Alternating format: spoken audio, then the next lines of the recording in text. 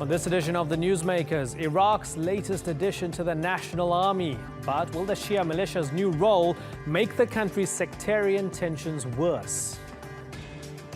Also on today's program, the big cover-up. We'll look at why a Moroccan TV channel tried to teach women how to hide the signs of domestic abuse.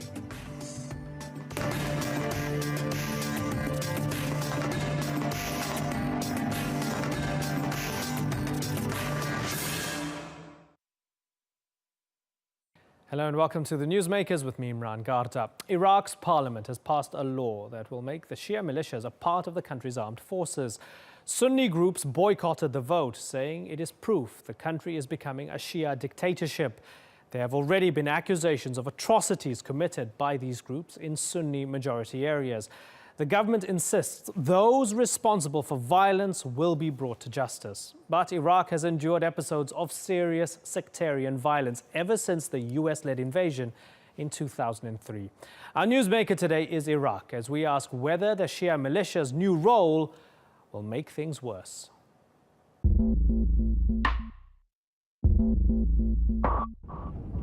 The amalgam of forces fighting against Daesh has cinched the noose tight. Mosul, captured in 2014, is Daesh's last stronghold in Iraq. It seems now it has nowhere to run, with all routes in and out of Iraq's second-largest city closed off. But with a major victory against Daesh on the horizon comes the specter of greater sectarian strife. Popular mobilization forces, comprised of Shia militias, are at the center of this worrying prospect. They've been instrumental in taking back territory from Daesh. But they've also been accused of human rights violations, including extrajudicial killings, kidnappings, and torture. Some fight under a nationalist banner, such as those loyal to Shia cleric Muqtada al-Sadr, while others have a strong adherence to Iran, a country which, like Iraq, has a Shia majority. Many Sunnis have long protested against the Shia-dominated government in Baghdad, accusing it of discrimination and exclusion. Sentiments deeply felt by many Shia during the rule of Saddam Hussein and his Sunni-dominated Ba'ath Party.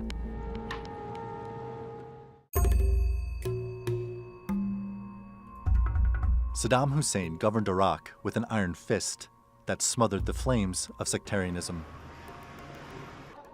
But once that grip was broken, a smoldering divide was revealed. Many Sunnis lost their positions in government and the military. Anyone who was affiliated with his Ba'ath Party. De-Ba'athification in Iraq would have significant consequences. And the Shia-led government of Nouri al-Maliki would draw the ire of many Sunnis. At the same time, a number of Shia militias formed. Many would later become part of the popular mobilization forces, now fighting against Daesh. After the collapse of the Iraqi military, and in the face of Daesh's bold offensive in 2014, these militia emerged even more powerful. But with the Iraqi military now restored, there are questions whether their presence is necessary, and whether they only serve to deepen Iraq's Shia-Sunni divide.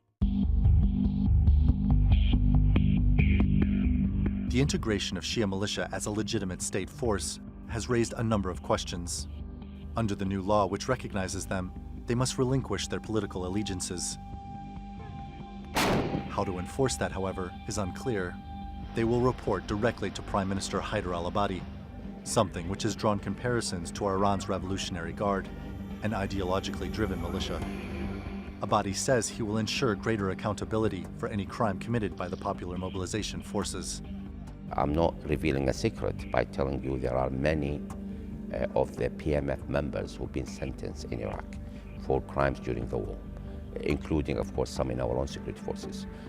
I give zero tolerance for any excess against human rights. Iraq's Shia-Sunni divide is widely attributed as a key factor in how Daesh managed at one time to control a third of the country. Now the Iraqi army, Kurdish Peshmerga forces, and Shia militia have united with the aim of ridding the country of Daesh once and for all. But will that unity endure if and when their common enemy is defeated? Randolph Nogel, The Newsmakers. Well, joining me now in the studio to discuss this further is Ahmed Al-Burai. He's a lecturer at Istanbul Aydın University. And from Baghdad is Saad Al-Mutallabi. He's a member of Iraq's governing state of law coalition and also a member of the Baghdad Security Committee. Gentlemen, thank you very much for joining us. Ahmed, let's start with you. Is this a good or a bad idea, absorbing these popular mobilization committees into the mainstream of the Iraqi army and fighting with them?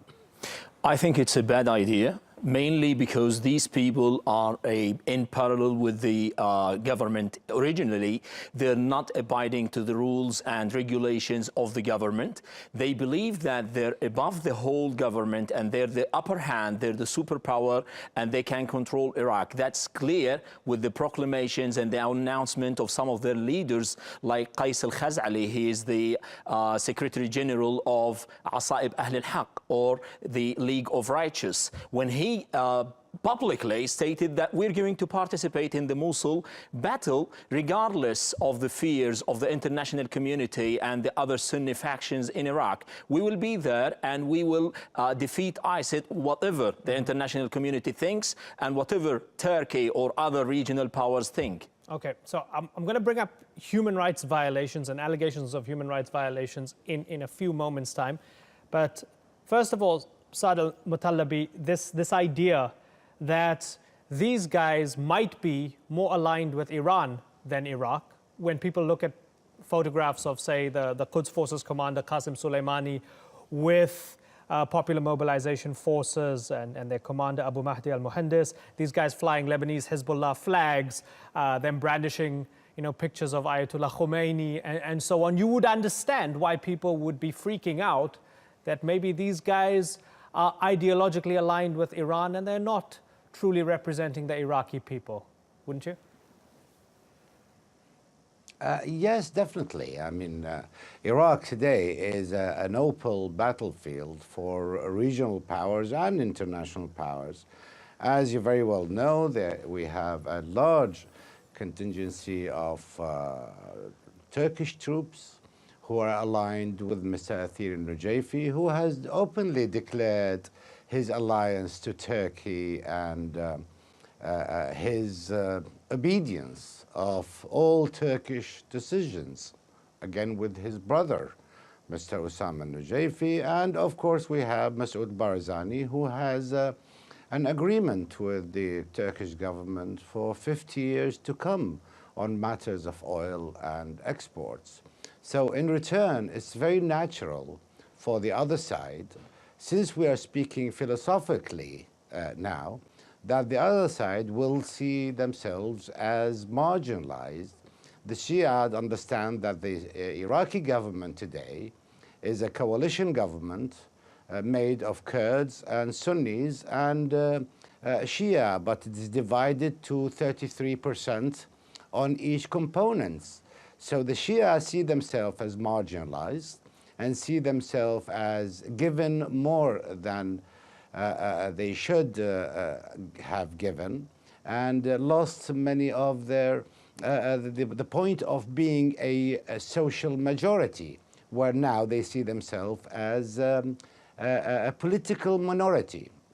So it's understandable that they feel that, like the others are aligning themselves to Turkey, they think it's okay to align themselves to Iran. Okay, so let's and that is the problem of this thing. Sure, okay. So Ahmed, everybody's getting involved. It's a proxy battlefield, all sorts of countries getting involved. Turkey, Iran, and so on. So it's only natural, according to Saad Al-Mutallabi, that these guys would be looking towards Iran and getting their support from them. How would you respond to that? The point is, it's not me who's saying that, it's Osama al-Nujayfi. And the man, he said that he is cozy up to Turkey and to other Sunni groups. The point is, if you as a government, the central government in Iraq, if you believe that you're representing the whole spectrum of the people, the whole factions, you shouldn't allow this. Yeah, it's absolutely there. All the world is there in Iraq and in Syria fighting the so-called terrorism, but at the same time, they're turning a blind eye to the other extremists from the Shia sects. People don't know why. This is happening and this is going to be happening. And by failing to involve the Sunnis, you know what, it's very ridiculous and pathetic when you just speak about this and you completely disregard what happened in 2008. Who defeated Al-Qaeda in Iraq? It was the Sunni Muslims, it was the Sunni tribes at the time of 2008. And then now you're replacing them with these kind of militias who are completely indoctrined with hate to the other groups. Okay, so let's get Saad. Saad, respond firstly. You had the Sahwa, the Awakening Councils, they were Sunnis. What happened to that? Well, they have done a wonderful job. I was one of the people who have actually formed the Sahwas, the Awakening. I was in charge of that file from the Iraqi side with the martyr Sattar Abu Risha and the Americans and General Lamb from the British forces. And it was a wonderful success. And we have actually reached at that time a social reconciliation. And nobody could speak of sectarianism again until the Syrian crisis. After the Syrian crisis, the waves of extremism and the waves of sectarianism started to arrive from Syria, which changed the view of what's happening in Iraq. Sure, and one of the crucial things, one of the crucial differences was that when the Awakening Councils, for example, defeated Al-Qaeda, in their wake, they did not persecute Shia populations. But what we're seeing here, when we look at Human Rights Watch reports, Amnesty International... That's not correct. At the scale that it's going on now in October, if you'll allow me to just finish this. In October, a report from Amnesty International, it's entitled, Punished for Daesh's Crimes. Security forces and paramilitary militias have consistently committed serious human rights violations and violations of international humanitarian law. They have subjected Sunni Arabs who have fled territories controlled by Daesh to arbitrary detention, torture, enforced disappearance, and unlawful killing. In Anbar, in Salahuddin, in Kirkuk, in Nineveh. There's also a Human Rights Watch report, but we don't have too much time. So my question to you then is, if they've committed so many disgusting abuses, what makes the Iraqi government trust these guys other than the fact that this is sectarian? This information is incorrect. Amnesty International does not have an office in Baghdad. They do not have reporters, honest reporters at the fronts. They receive their reports from politically aligned individuals like Osama Nujayfi, who is a Sikh sectarian person. And such personalities who have spread lies. The United Nations General Secretary confirmed that the Iraqi forces did not commit any crimes against humanity. Okay, but between crimes and crimes against humanity, there are many layers. There is no crime. What's so wrong about saying, hey, they committed mistakes, look, they did bad things, we're going to try and fix it? What's the big problem with that? It sounds as if the Prime Minister is saying there is no such thing. We was talking about individuals. He was talking about 2 or 3 persons who are now in jail being tried for their crimes against individuals. If we speak of a humanitarian crisis, then we are taking the whole thing out of context. There is no such thing. So unfortunately, I mean, there are people who are benefiting from such rumors and trying to initiate a further internal Iraqi sectarian distrust. So for the record, Amnesty International and Human Rights Watch are both wrong. Definitely. Definitely. They do not have people on the ground here in Iraq. So how could they be honest in their reports? Okay, Ahmed? Yeah, this is a very... While the United Nations, while UNDP and the United Nations, they have offices here in Baghdad. Let's bring it up. They have employees at the front. Mr. Al-Muttalibi, he is a very professional man and advocator of the devil. He is very good in this, in portraying or in describing everything as colorful, as if nothing is going in the wrong way. This state of denial, the strategy of a state of denial, he is very good at this. He is imagining that before the Syrian war, nothing was wrong, everything was good. The PMFs didn't do anything wrong to the people. All the international organizations, the NGOs, the eyewitnesses, they're all lying, and the only source of truth is the Iraqi government, which is completely not true. I'm going to give Saad al-Mutalabi an opportunity to respond to that. But first, let me ask you, Ahmed, okay, there's a bunch of bad guys on the ground. Iraq is a mess. What's the big problem if these guys, Hashd al-Sha'bi, whoever you get, can manage to destroy Daesh, can manage to get rid of them? Wouldn't it be worth it? You know, they talk about World War II. They say you needed Stalin to defeat Hitler and you deal with Stalin afterwards. If they managed to defeat Daesh, would it be worth it, Ahmed? The point is not just defeating Daesh. The day after, what will happen? Imagine that we replace Daesh with these people. What did we do? At the end of the day, this is the crux of the problem. You're not going to replace extremists with other extremists. The people on the ground, they need to entrust, to have a kind of trust and faith in their own representatives. These people are not representing them. They're not saving them. You know what? There's something called the Tikrit rules between the American administration and the Iraqi central government. They agreed that the PMFs are going to encirculate the whole city and protect the people who are fleeing the ISIS or the Daesh-held areas. What did they do? They literally executed some of them. Their videos and releases from there, torturing children, abusing them. And, you know, now Saad al-Mutalabi is laughing, which is very ridiculous and pathetic again. This is not a scene that you're going to laugh at, because we already witnessed this. We've seen this on the social media where children are being beaten by hammers from these people and nothing being punished. Okay, now we are running out of time. A couple of claims against you there, Saad al-Mutalabi. So I'm going to give you a chance to respond briefly, please, sir, because we are running out of time. Yes, unfortunately, he's again going on doctored films and films made by ISIS wearing wrongly designed Iraqi uniforms, declaring obviously that they are ISIS and Daesh and committing crimes, trying to fix this to the Iraqi army. And again, you know, these are jokes. The people in Iraq understand this is our jokes.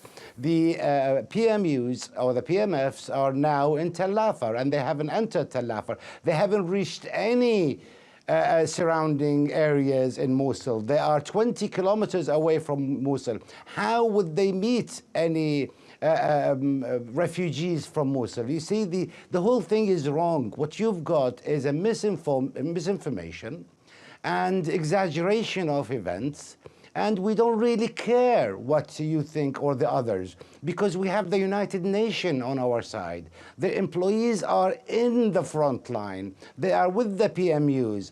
Associated Press, Reuters, they are at the front line, BBC and the others. They are recording live what is happening. So really what Amnesty International or the others who do not have offices in Iraq, whatever they say, you would believe that, but the people of Iraq, Sunni and Shia, will just laugh at it. My final question for you, sir, because we are completely out of time, but I want to squeeze this in. Politically, are you worried for Iraqi democracy when you look at this motion to absorb Hashd al-Sha'bi into the army? When we look at it, it was 208 votes to 0 out of the 327 MPs. All the Sunni MPs boycotted. That doesn't sound like much of a democracy. Are you worried about Iraqi democracy when a motion like that gets passed? No, 6 MPs from Sunni MPs voted pro the law, the legislation. And the agreement is that 40% of the PMF are to be Sunnis, from Ramadi, Salahuddin, and Ninawa. And again, please give me one example where the PMF have entered a battle and stayed there or made a demographic change. They go, they liberate, they move on. That is the thing. So 40% are Sunnis within this organization, government organization, which is now. And I don't fear any political differences. We are facing next year an election, and I am sure that the present MPs that represent these three constitutions, I'm sure that they will lose this governance. I'm sure they lose their seats and will be replaced by young, honest Sunnis who believe in the democratic system in Iraq and not those who are connected to international or national interests or regional interests. Okay, I'll let that be the final word because we are out of time. Saad al-Mutalabi and Ahmed al-Buray, thank you very much for joining us.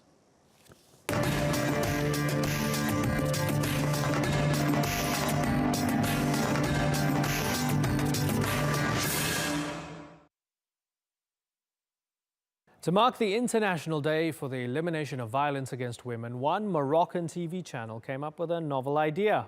They aired a segment teaching women how to hide the signs of domestic abuse with makeup.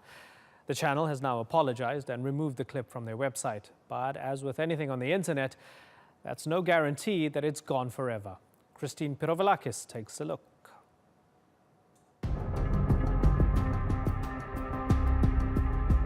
This makeup tutorial isn't showing women how to cover up blemishes. Instead, this program on Moroccan state television is advising women how to apply makeup to hide signs of domestic abuse. The smiling makeup artist used a model to demonstrate how to cover up a beating. She disguised fake black and blue bruises using a blush and concealer around the eyes and cheeks. The idea was to help victims of domestic violence carry on with daily life. But many women reacted in horror, saying it normalized domestic violence. And the tutorial caused outrage on social media. A petition signed by 3,200 people demanded an apology and sanctions against the station. One woman tweeted that the host spent more time talking about the best brand of makeup to cover bruises than the actual issue of domestic violence. Another tweet says Morocco spends more time teaching women to use concealer than teaching men to stop abusing. Domestic violence is not a crime in Morocco. In one state survey, 6 out of 10 women in Morocco said they were victims of some form of violence. About half of those assaulted said it was their husbands who did it. And only 3% of these women ever reported the abuse to authorities. A draft bill making domestic violence a crime has been on the table, but it was held up in Parliament due to elections last month. But critics say it falls short of ensuring victims will get the help they need. As for the TV channel that offended so many women, it has since removed the makeup clip from its website and apologized. Christine Pirovalakis, The Newsmakers. Miriam Morag joins me now from Amsterdam. She's an anthropologist from the University of Westminster who specializes in social media and protests in the Middle East. Miriam, thank you very much for joining us. When I saw this on social media, I had a suspicion that maybe this was a stunt by either the channel or employees within the channel doing this to raise awareness, and then later on, of course, you know, going through the whole kind of pantomime of apologizing and so on. But the fact that they did it on the International Day for the Elimination of Violence Against Women, I wondered, did they meant to do this and raise awareness, didn't they? Well, I mean, I think it's interesting that you say that it's very hard to believe and that it is probably was meant to provoke debate. But I think you give them too much credit. I think the problem is much deeper. That even the fact that it is something that was planned to be aired on a day against violence against women didn't really sort of raise the kind of reflex that this was an improper program. Shows how normalized indeed domestic violence is, but also how part of of the process of normalization is the fact that the media handles it in such a sort of random, normal manner instead of responding with shock. So I think, yeah, we've been actually a little naive about the level of complicity and complacency of national media in maintaining domestic violence. So is the silver lining that that segment might have opened up this debate? We're talking about it now on an international station, and it might have reignited the debate within Morocco. I think, you know, what needs to be also understood is that Morocco has years and years of struggle for women's rights, and millions of women and men, for that matter, have joined feminist movements and groups, but also ordinary working class movements who demand equal pay for women throughout the recent history of Morocco. So, I mean, it's not like this is a new debate that has not occurred. In fact, I think what is even more problematic of what this video shows us is that what we are seeing is also a regression. There have been a number of rights that have been won by women's groups or that have been finally accredited by the state in the last 20 years. And what you see is you can actually not count on the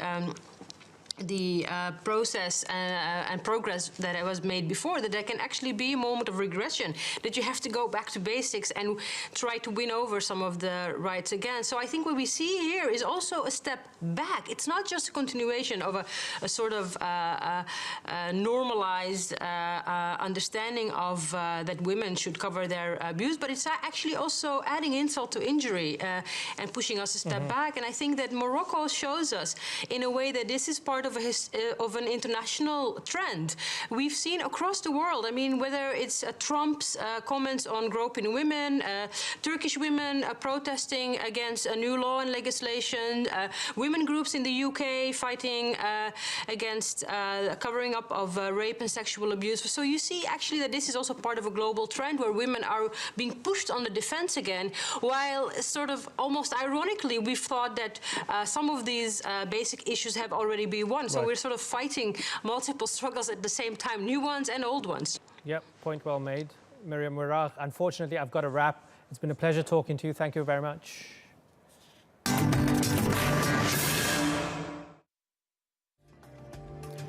You've been watching this edition of the Newsmakers with me, Imran Garda. Thank you for watching. Bye-bye.